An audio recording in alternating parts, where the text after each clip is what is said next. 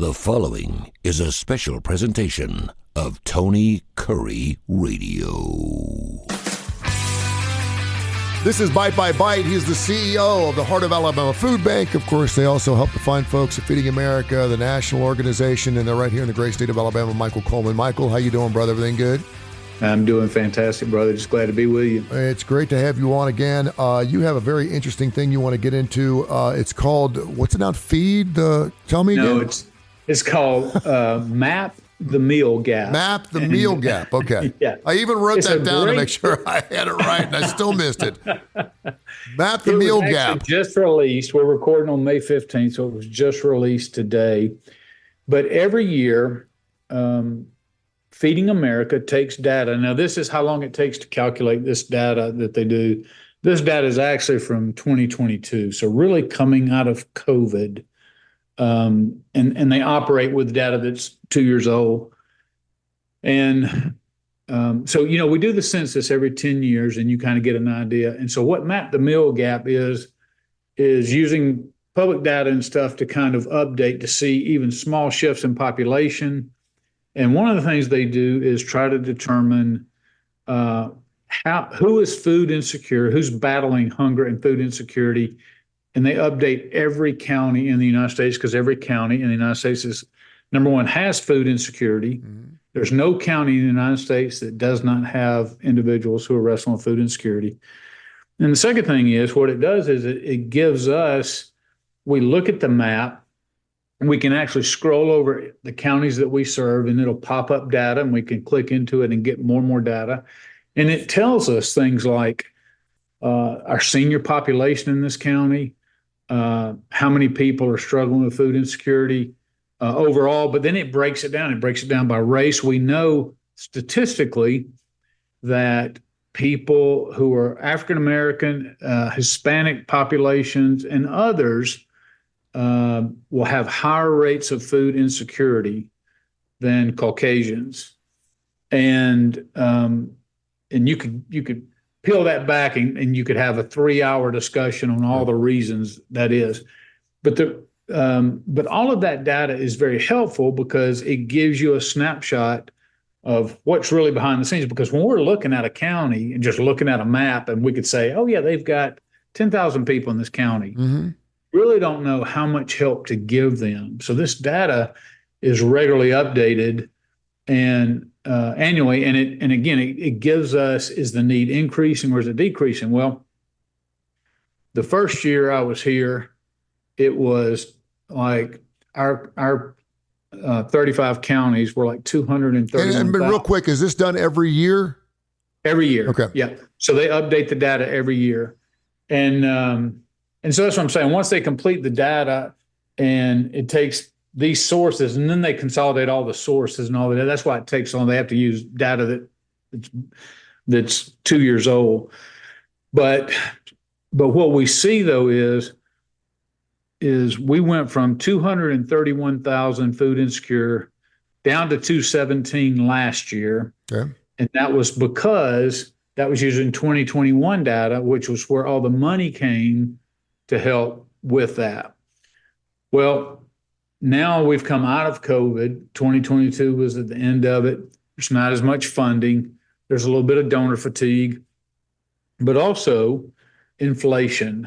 And so inflation is really just killing some families. And I use this very simple thing, but because I've been there, I've lived this. Husband and wife are working, and you're doing everything you can to make ends meet, and you're just one major car accident or major car repair or braces or doctor's visits or broken bone, anything that's just really going to set you back. You don't have anything to fall back on, really. Well, then when inflation comes out, and wait a minute, now it's costing me, every time I fill up my car, it's $5 more. Every time I go to the grocery store, it's $20 more.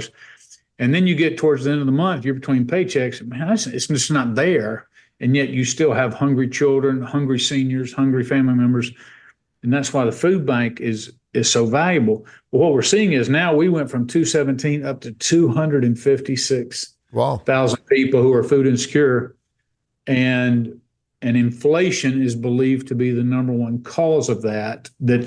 So you're talking about tens of thousands of people just in our 35 county area that's now, and all across the state of Alabama, the numbers were elevated. Nobody's numbers in Alabama, and I doubt anybody across the nation's numbers went down. That sounds like a huge inflation.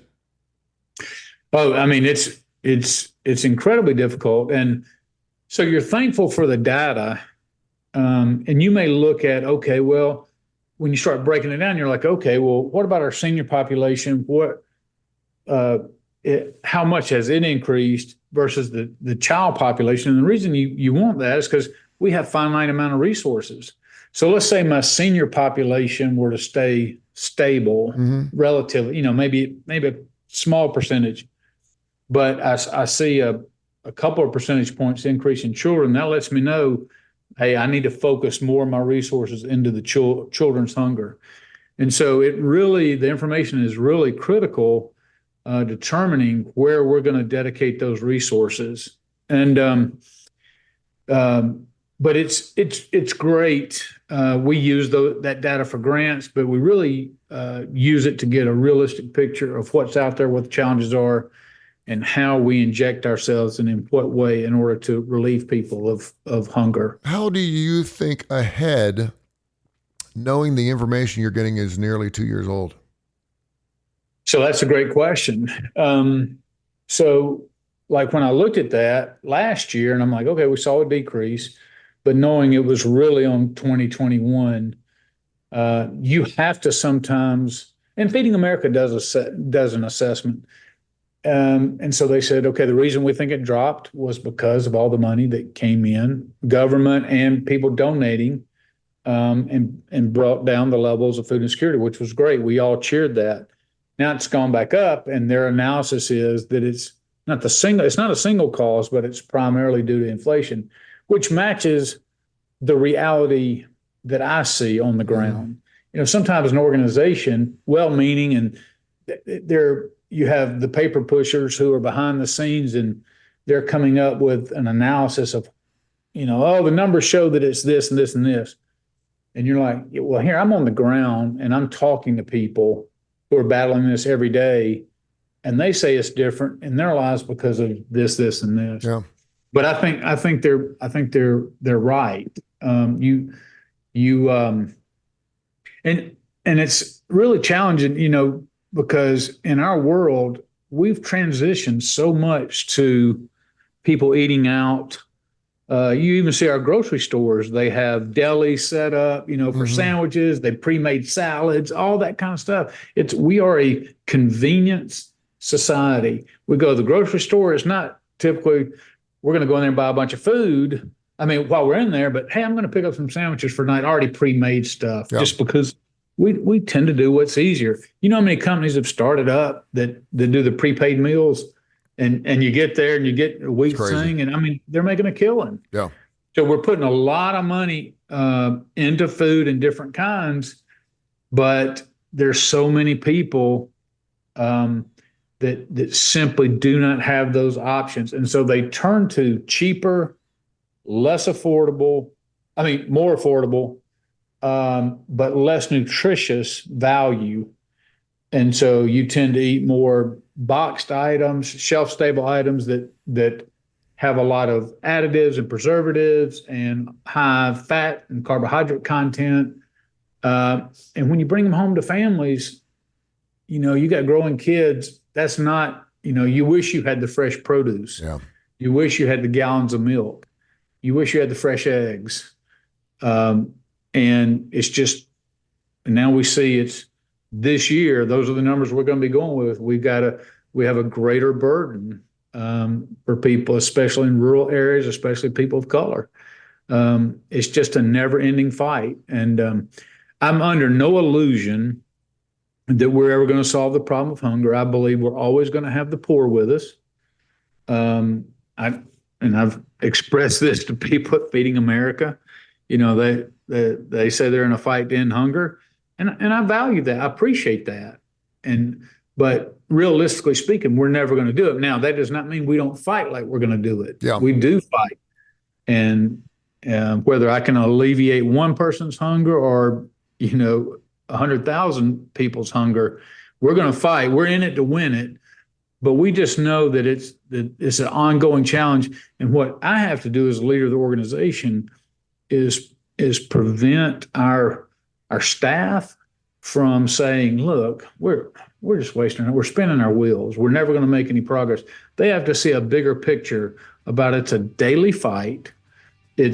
We have to understand that the win is not solving all hunger problems. The win is alleviating the child from the childhood trauma, having a child or a person who is senior not go to bed starving and hopeless for tomorrow about where their next meal comes from. So our victories are small, but very real and very meaningful. And that's where we have to get our understanding of our value and what we're doing. So even though the large numbers may increase at times, we've had tons of victories on the individual level with children and families and seniors, and that we have to draw our encouragement and joy from that. Keep doing your thing, my man. This is Bite by Bite. Michael Coleman, Tony Kurre here on Tony Kurre Radio. This has been a special presentation of Tony Kurre Radio.